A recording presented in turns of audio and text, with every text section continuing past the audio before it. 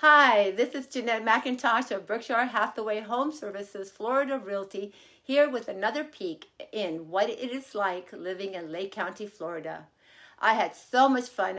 This event is held in the alley of Royaloo Lane, starting at 5th Avenue and working its way down towards 3rd Avenue. Its purpose is to support emerging artists. Some have just started their trade, others have been in for 10 years or longer. All appreciate talking to the public and showing what they have done. I was impressed at how creative everyone is and what they had accomplished. The event is held from 6 to 8 p.m., but I arrived at 5:30 when they were getting ready. The wind was not in anyone's favor. This was the evening of the solar storms. It was just starting to pick up, but people were doing their best in displaying their art without it being blown away. The first booth I approached was Love, Life, Art by Cara.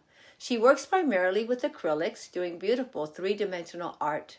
She told me she uses whatever medium she has available, even using hot glue sometimes.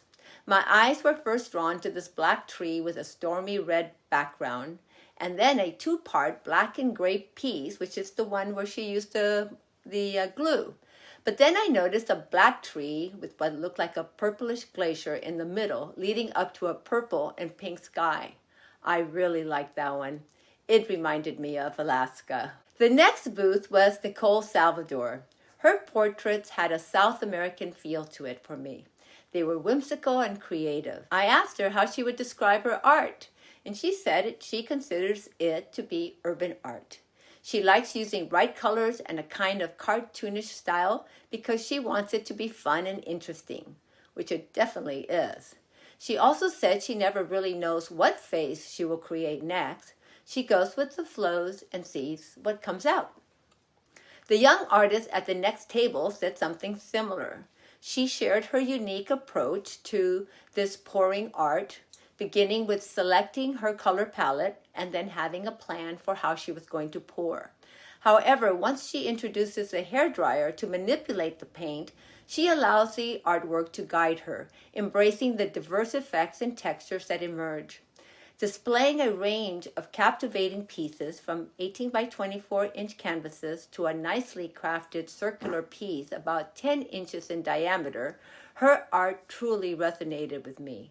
She goes by the name Old Soul Art, and her business card bears the inspiring message, "You are God's masterpiece." Harry's art, making designs using 8-track cassettes, is unique. He's been doing it for over 10 years. He told me he came upon it by accident, but has been having so much fun doing it for all these years. He uses every part of 8-track cassettes to make his art. Most of it is the tape, which he pulls out and stretches thin, but he also uses the case as support for many of the pieces or for the exterior face of the guitars that he creates. Only one piece, a human-type figurine with lots of arms, has a wooden dowel on the one leg so it can stand properly. There was Mark Pettingill of Custom Woodworking. His card says he does trim carpentry and furniture design, but he also does paints, enjoying doing trains and airplanes. There was one airplane I especially loved, all in white, black, and gray as it flies above tall buildings. Great perspective. Jen's card said she does wood burning, but she does more than that. She does wood burning on the earrings she creates and wooden spoons and spatulas, but she also did this beautifully colorful acrylic painting on a 10-inch plate that was different from anything else she had done. There was Brian of Lawson Fine Art. His pastels were very soothing. I especially liked one of a strip jutting out into the lake with lazy clouds in the background. David told me he hadn't been painting for very long. When I asked him if he'd been to the places he painted, he explained to me that his inspiration almost always comes from having read something or heard something. For example, he saw a picture of a lake at one of the Florida state parks that had a railroad trellis in the background. He started wondering about what it would look like on a dark night with the moon going down, so he painted it. He heard about the spring storms that was affecting the northern states, and that inspired him to do the black and white painting. I so admire that creativity, to be able to picture something in your head and be able to create a reality from that visualization. Before I left, I visited the Mount Dora Center of the Arts and the Art League Gallery, where there was music and refreshments.